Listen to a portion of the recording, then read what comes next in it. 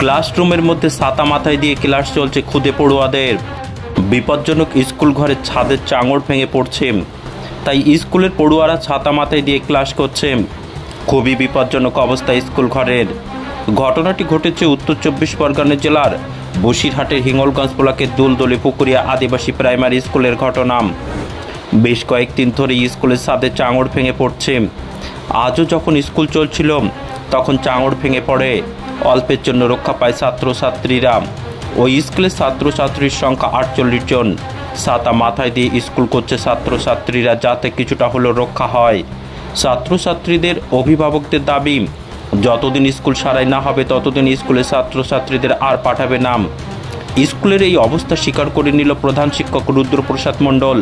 তিনি বলেন, বহুবার ঊর্ধ্বতন কর্তৃপক্ষকে জানিয়েছি, কিন্তু কোনো কাজ হয়নি।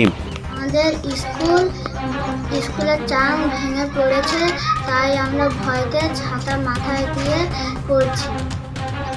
ছাদ ভেঙে পড়বে তাই ছাতা মাথায় দিয়ে পড়ছি।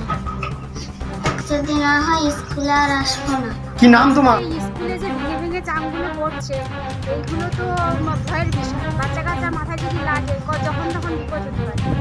এই জন্য আমাদের দাবি যে এটা ভালো না করলে আমরা বাচ্চা কাচ্চা পাঠাবো। ভেঙে পড়ছে, বাচ্চা কি করেছিল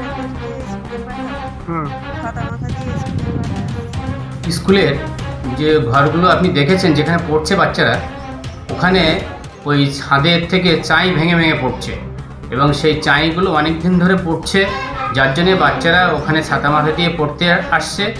এবং আমি ঊর্ধ্বতন কর্তৃপক্ষকে বেশ কয়েক বছর ধরেই জানিয়েছি কয়েকবার। আর আমাদের তো বছরে ডাইস পূরণ করতে হয়, ডাইস ফর্মে আমি রিপোর্টও দিয়েছি, কিন্তু এখনও পর্যন্ত সেরকমভাবে কোনো রকম আমাদের ব্যবস্থা হয়নি। আপনার কি আশ্বাস দিয়েছে ওপর কর্তৃপক্ষে? হ্যাঁ, উনি আমাদের যিনি ইঞ্জিনিয়ার আছেন বা আমাদের বিডিও অফিসে যারা আছেন তাদেরকে আমরা তো জানিয়েছি, কিন্তু ওনারা এখনও পর্যন্ত সেরকমভাবে কিছু আমাদের ব্যবস্থা করেনি। তো আশা করছি এটা নিশ্চয়ই একটা ব্যবস্থা হবে। স্কুলের নাম আর আপনার পরিচয়? দুলদলি পুকুরিয়া আদিবাসী এফপি স্কুল। আমার নাম রুদ্রপ্রসাদ মণ্ডল, আমি প্রধান শিক্ষক এই স্কুলের।